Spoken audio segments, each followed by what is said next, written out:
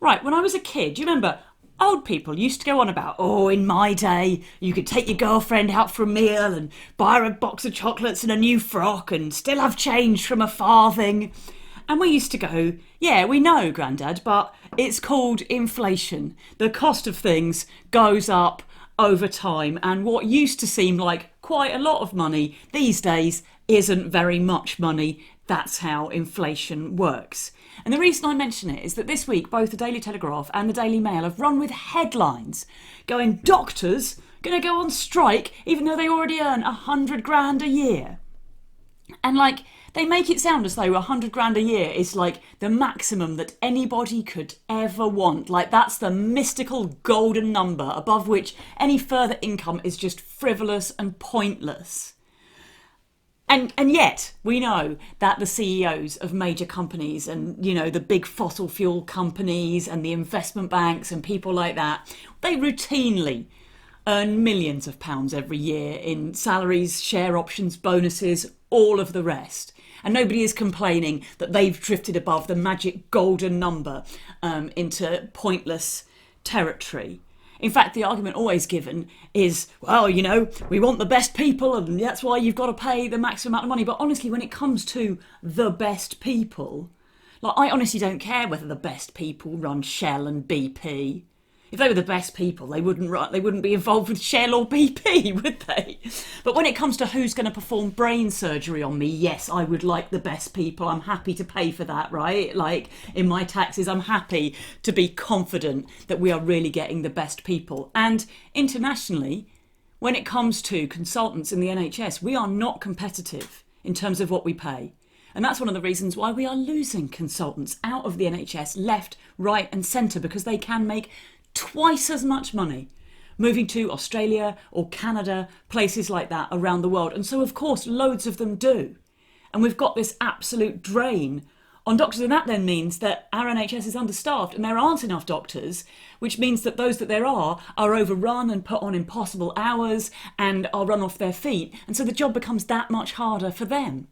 But also, let's focus on this inflation thing. You know, if you think 100 grand a year is plenty this year, that means that last year, because we've got about 10% inflation at the moment, so last year you thought 90 grand was plenty. And let's not forget that as it goes up, you don't even get all of that because most of it is subject to tax and you'll be paying the higher rate of tax on that. Doctors pay a lot of money in tax that comes back into our system and into our economy. I mean, we're talking about people who have trained for at least 15 to 20 years to get to the top of their profession. And it's incredibly difficult to do that in the NHS at the moment because you need to study. But junior doctors and registrars really struggle to get a lot of studying time in because, and this will come as a surprise for you, the whole system is massively understaffed and everybody's having to work extra shifts and they're paid such a pittance on the way through that they pretty much have to take on extra shifts just to make ends meet half the time.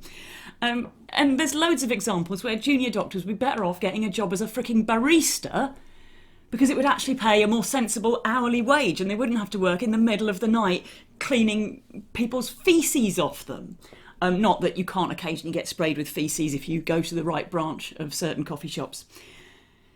We are seriously saying, though, that after 15 to 20 years, getting into medical school, 15 to 20 years of education, on the job training, working all the hours that there are around the clock, doing shift after shift, rotation after rotation, studying and studying and studying.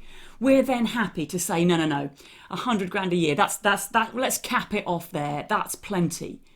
So, for example, you go to medical school when you're 20, you qualify as a consultant when you're 40, and then you start earning 100 grand a year, which means that if you saved half of your salary before tax, meaning that you're only left with sort of 20% of your salary to actually live on, if you did that for 20 years, at the end of it, when you reach 60, you could afford a small terraced house in North London.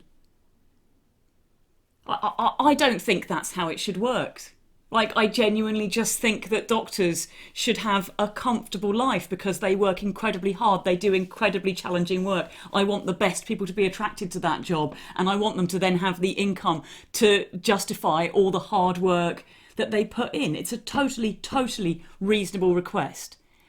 And I'm not in the least bit surprised if, when it is ignored, they all move overseas. And furthermore, when they ask for better wages, it lifts all of us up.